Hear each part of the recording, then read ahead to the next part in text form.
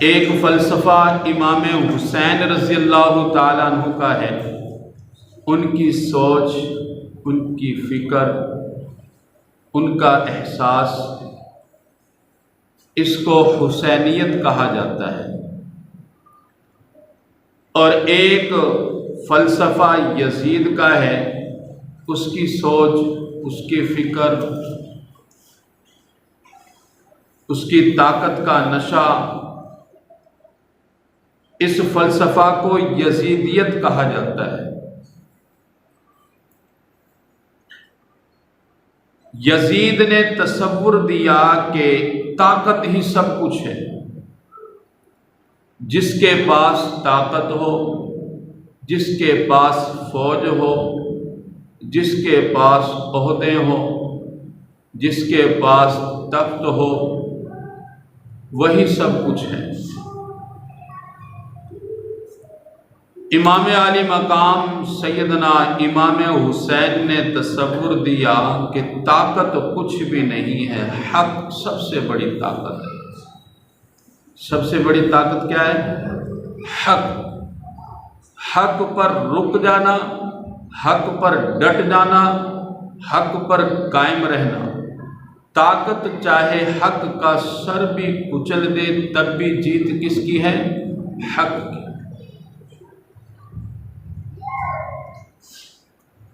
امام علی مقام سیدنا امام حسین رضی اللہ تعالی عنہ سے یہ بیعت لینا چاہتے ہیں۔ یزید خلیفہ بن گیا، سیدنا امیر معاویہ رضی اللہ تعالی عنہ نے ان کو اپنا نائب مقرر کر دیا۔ سوال یہ پیدا ہوتا ہے، آپ بھی کر سکتے ہو، کسی اور کے ذہن میں بھی آ سکتا ہے، امیر معاویہ رضی اللہ تعالیٰ عنہ نے یزید کو اپنا خلیفہ کیوں بنایا؟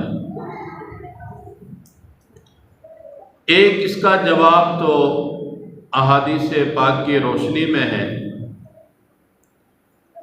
نبی پاک علیہ الصلوۃ والسلام نے ارشاد فرمایا، خلافۃ بعدی 30 سنہ، میرے بعد جو خلافت ہوگی وہ 30 سال کی ہوگی۔ کتنے سال کی؟ 30 سال کی۔ حضور کے بعد چاروں خلفاء سیدنا ابوبکر صدیق، سیدنا عمر بن خطاب، سیدنا عثمان بن عفان، سیدنا علی المرتضی رضی اللہ تعالیٰ نے خلافت کی، اور ان کی خلافت 6 ماہ 6 دن یعنی کم پر ان کی خلافت اختتام کو پہنچ گئی۔ سیدنا امیر معاویہ رضی اللہ تعالیٰ عنہ نے اپنی اس خلافت کو سپرد کیا امام حسن رضی اللہ تعالیٰ عنہ کے۔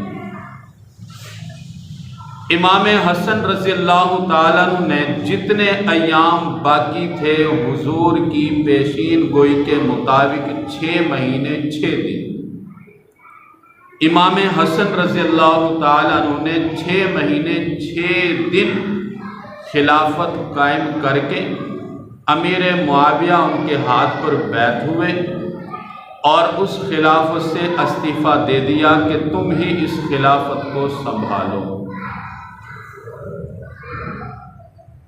خلفائے راشدین اور سیدنا امام حسن رضی اللہ تعالیٰ عنہ، ان پانچوں نے حضور کی پیشین گوئی کے مطابق 30 سال کی خلافت کو مکمل کیا۔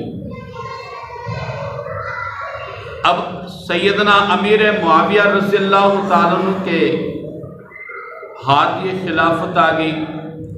امام حسن رضی اللہ تعالیٰ عنہ اور دیگر صحابہ اکرام رضی اللہ تعالیٰ عنہ نے حضرت امیر معاویہ رضی اللہ تعالیٰ عنہ کے ہاتھ پر بیعت کی، خلافت کو تسلیم کیا۔ اگر خلافت کو تسلیم نہ کرتے تو اسی وقت لڑائی کا میدان سج جاتا،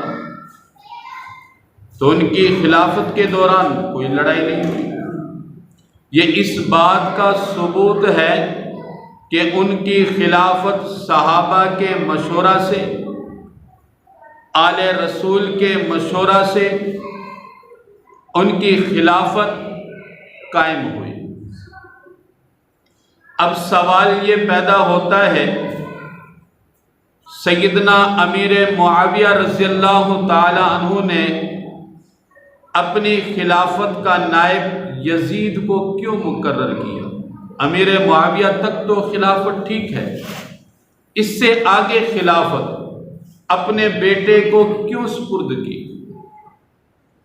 جبکہ یزید فاسق ہے، فاجر ہے، شرابی ہے، ہر گھٹیا کام اس میں موجود ہے۔ علماء کرام اس کا آسان سا جواب یہ دیتے ہیں، یزید ان کی اولاد تھی، اور یزید کا عیب ان کے ابا سیدنا امیر معاویہ رضی اللہ تعالیٰ عنہ پر ظاہر نہیں تھا۔ ان کا عیب یہ ان کے سامنے روزہ بھی رکھتے، نماز بھی پڑھتے، تہجد بھی ادا کرتے، اور اپنے دوستوں کو سکھاتے، اور وہ دوست سیدنا امیر معاویہ رضی اللہ تعالیٰ کے پاس جا کر سیدنا امیر معاویہ کے بیٹے یزید کی تعریف کرتے کہ آپ کا بیٹا یزید بہت اچھا ہے۔ سیدنا امیر معاویہ تو مطمئن ہو گئے کہ فلاں بندہ بھی میرے بیٹے کی تعریف کر رہا ہے، فلاں بندہ بھی میرے بیٹے کی تعریف کر رہا ہے، اور میں خود اپنی آنکھوں سے بھی دیکھ رہا ہوں کہ میرا بیٹا نماز بھی پڑھتا ہے، روزے بھی رکھتا ہے، اور میرے بیٹے کی کوئی برائی میرے سامنے بھی نہیں ہے۔ تو ماں باپ کے سامنے بچوں کی برائیاں نہیں آتی، اولاد کی برائی کے بارے میں پوچھنا ہو تو اس کے دوستوں سے پوچھو۔ تو سیدنا امیر معاویہ نے ظاہر کو دیکھا، باطن کے بارے میں نہ تو مکلف ہے اور نہ بشر اس کو جان سکتا ہے، یہ اللہ پاک کی ذات ہی جانتی ہے۔ ہم اپنی اولاد کے بارے میں اس کے ظاہر کو دیکھتے ہیں، جتنا وقت وہ آپ کی آنکھوں کے سامنے گزارتا ہے اس کے بارے میں ہم گواہی دے دیتے ہیں۔ آج اگر ہمارے بچہ سے کوئی غلط عمل سرزد ہو جائے اور ہم اس کے گھر جائیں کہ آپ کے بچہ نے یہ کام کیا ہے، ماں باپ ماننے کو تیار نہیں۔ کیوں؟ اس لیے کہ وہ بچہ ان کے سامنے ولی ہے۔ وہ کہتے ہیں جی آپ سے زیادہ وقت اس بچے کا ہمارے گھر میں گزرتا ہے، ہماری آنکھوں کے سامنے گزرتا ہے، اس وقت تو اس بچے میں کوئی حرکت نہیں تھی، آپ یہ حرکت کیسے بیان کر رہے ہیں؟ تو ماں باپ جو دیکھے، ماں باپ کو جو بتلایا جائے اسی کو مانتے ہیں۔ تو سیدنا امیر معاویہ رضی اللہ تعالی عنہ نے ان کے ظاہر کو دیکھا تو خلافت ان کے سپرد کر دی۔ اس سے آگے ان کو کچھ نہیں پتا تھا کہ یزید کیا کرے گا۔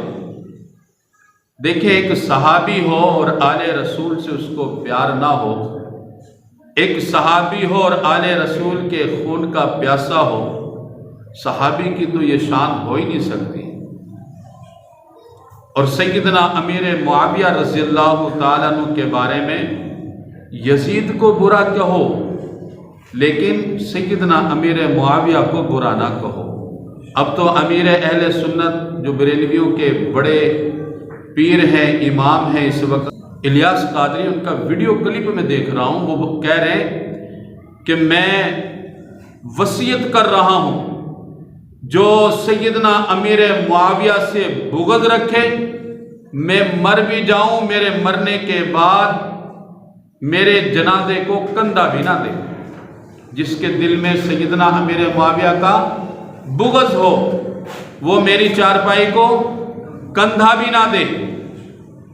تو کثیر تعداد جو ہے علماء کی، جو بڑے بڑے مذاہب فکر ہیں، ان سب کا اتفاق ہے کہ امیر معاویہ رضی اللہ تعالیٰ عنہ امین ہیں اور حضور کے پیارے صحابی ہیں۔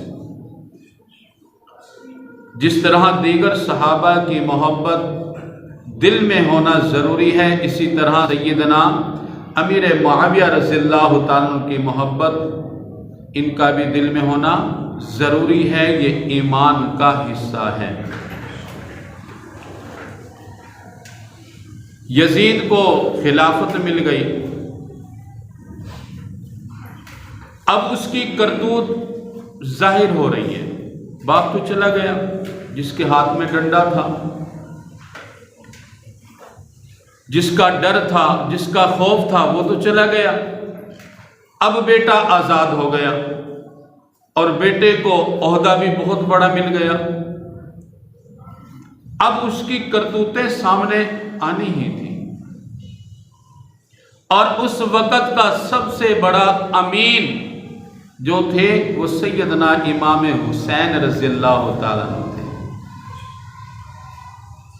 اس وقت کے سب سے بڑے عالی شان والے مقام والے جو تھے وہ سیدنا امام حسین تھے۔ امام حسین کی صحابہ کرام اس وقت بھی موجود تھے، لیکن ان کی عزت بڑی کرتے تھے، ان کا احترام بہت کیا کرتے تھے۔ سیدنا امام حسین رضی اللہ تعالیٰ کی بہت بڑی خانقاہ تھی، جہاں ہر وقت صحابہ کرام ان کے پاس موجود رہتے۔ اس وقت بھی کچھ صحابہ کرام کو ان کی خلافت پر اعتراض تھا، یزید کی خلافت پر صحابہ کرام کو بھی اعتراض تھا۔ یزید نے اپنی عقل کو دوڑایا کہ کوئی ایسا کام کرنا چاہیے کہ جس کی یہ سب مانتے ہوں، اور صحابہ اس وقت سب سے زیادہ کس کی مانتے تھے؟ امام حسین کی۔ امام حسین رضی اللہ تعالیٰ نے کہا کہ نہیں، میں بیعت نہیں کر سکتا، میں جانتا ہوں یہ بندہ فاسق ہے، فاجر ہے، اور اس سے بڑھ کر بھی اس کا کردار جو ہے نا بہت ہی گندا ہے، یہ اچھا انسان نہیں ہے، اس کی خلافت کو میں تسلیم نہیں کرتا۔ خلافت اگر اس کی چلتی ہے تو چلے، لیکن یہ کہو کہ میں اس کے ہاتھ پر بیعت کر لوں، ایسا نہیں ہو سکتا۔ امام حسین رضی اللہ تعالیٰ عنہ نے اس وقت 3 باتیں بیان فرمائی کہ یہ بندہ تخت پر تو آیا ہے، لیکن 3 چیزوں کی کرپشن اس نے سب سے پہلے کی ہے۔ جنگ اتنی جلدی نہیں ہوئی، حالات کو دیکھا گیا۔ پہلی کرپشن جو اس نے کی ہے وہ سیاست کی کرپشن کی ہے۔ دوسری کرپشن بیت المال کی۔ تیسری کرپشن اس نے کی ہے اخلاق کی۔ تو میں اس کے ہاتھ پر بیعت نہیں کر سکتا۔ سیاست کی خلافت کیسے کی کہ حضرات صحابہ کرام کی جو خلافت تھی، جو سیاست تھی، وہ عملی طور پر حضور نبی اکرم صلی اللہ علیہ وسلم کی سیاست تھی، اور آقا علیہ الصلوۃ والسلام نے اپنے اس مبارک عمل اور سنت کو صحابہ کرام میں باعث ثواب رکھا۔ ترمذی شریف میں حدیث پاک ہے، علیکم بسنتی و سنت الخلفاء الراشدین المہدیین۔ حضور نے کیا فرمایا؟ میرے طریقے اور میرے صحابہ کے طریقے، صحابہ میں سے بھی خلفاء راشدین، خلفاء راشدین وہ جو ہدایت یافتہ ہیں۔ حضور فرما رہے ہیں میرا طریقہ، میرے صحابہ کا طریقہ، میرے صحابہ میں سے خلفاء راشدین، خلفاء راشدین کی شان یہ ہے، یہ ہدایت یافتہ ہیں، ان کے طریقوں کو لازم پکڑو۔ سیدنا عمر بن خطاب انہوں نے خلافت کی. ان کی خلافت کا انداز کیا تھا؟ ہر وقت اس ڈر اور خوف میں رہتے اگر دریائے دجلہ کے کنارے کوئی بکری بھی پیاسی مر گئی تو کل قیامت کے دن اللہ پاک کے حضور میں کیا جواب دوں گا. ان کی خلافت کا تو یہ عالم تھا. سیدنا عمر بن خطاب کی خلافت کا عالم یہ تھا، جتنی بیوہ عورتیں تھیں، یتیم بچے تھے، ان کی لسٹ بنائی ہوئی ہے اور ماہانہ ان کو خرچ دیا جاتا، وظیفہ دیا جاتا. سیدنا عمر بن خطاب کی خلافت کا عالم تو یہ ہے، عوام سوئے اور عمر بن خطاب بغیر گارڈ کے راتوں کو مدینہ کی گلیوں میں پہرا دیں، چوکیدارا کریں. اور یزید نے اس کے خلاف کیا. جو صحابہ کا طریقہ تھا اس کو ختم کیا. جو بیواؤں، یتیموں، بے سہاراؤں کا آسرا بننے کے بجائے انہوں نے مال کی لوٹ گھسیٹ کی، ان کے آسروں کو چھیننے کی کوشش کی. بیت المال کا جو مال تھا اس سب پر قبضہ کیا. اپنے اس کو جائیداد سمجھنے لگا کہ یہ میری کیا ہے؟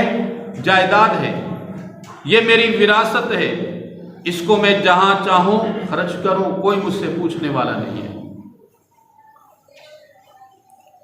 تو امام عالی مقام سیدنا امام حسین رضی اللہ تعالی عنہ نے حق کا ڈٹ کر مقابلہ کیا اور ان کے سامنے وہ حدیث صحیح مسلم شریف میں جو حدیث پاک ہے بار بار ان کے سامنے آتی رہی.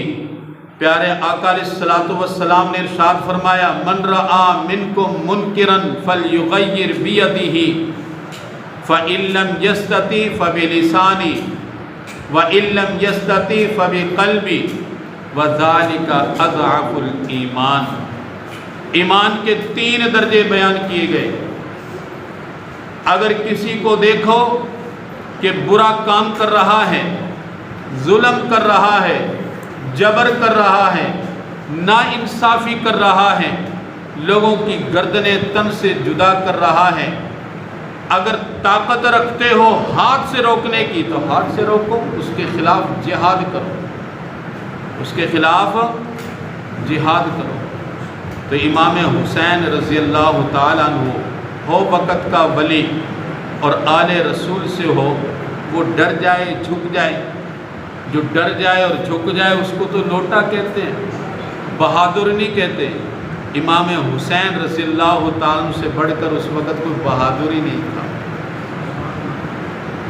تو ان کی ولایت اور آل رسول کا تقاضا یہی ہے کہ ڈرنا نہیں ہے، جھکنا نہیں ہے، طاقت سے ڈرنا نہیں ہے، لشکر سے گھبرانا نہیں ہے، اپنی جان سے گھبرانا نہیں ہے، اس کا مقابلہ کرنا ہے.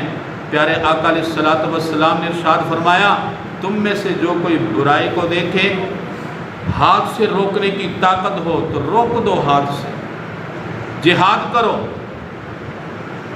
فَإِن لَّمْ يَسْتَطِعْ فَبِلِسَانِهِ، اگر ہاتھ سے روکنے کی طاقت نہ ہو. اللہ تعالیٰ نے انسان پیدا کیے، اس میں کمزور بھی ہوتے ہیں، طاقتور بھی ہوتے ہیں. ہاں جی، اللہ سبحانہ و تعالیٰ کے پیارے رسول نے اپنی امت کا خیال کیا. اگر ہاتھ سے روک نہیں سکتے تو پھر زبان سے روکو، زبان سے کہو کہ یہ کام جو تو کر رہا ہے یہ برا ہے. لوگوں کو اس کے بارے میں مطلع کیا جائے، لوگوں کو اکٹھا کیا جائے، بتایا جائے کہ فلاں آدمی ظالم ہے، ناانصافی کر رہا ہے.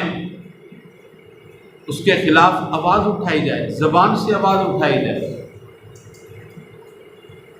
جس طرح ایک صحابی رسول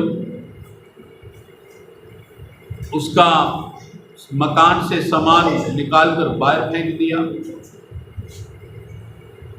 اب وہ صحابی رسول اتنی طاقت نہیں تھی کہ جس ہاتھ سے اس نے سامان کو باہر پھینکا اس ہاتھ کو مڑوڑ دے، توڑ دے۔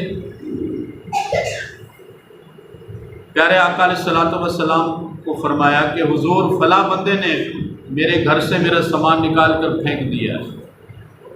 آپ سرکار نے فرمایا اچھا، ہاتھ سے روکنے کی طاقت نہیں ہے تو پھر زبان سے اس کے ظلم کو روکو، اس کے خلاف احتجاج کرو، لوگوں کو جمع کرو۔ انہوں نے اپنا سامان گھر کے باہر رکھ دیا۔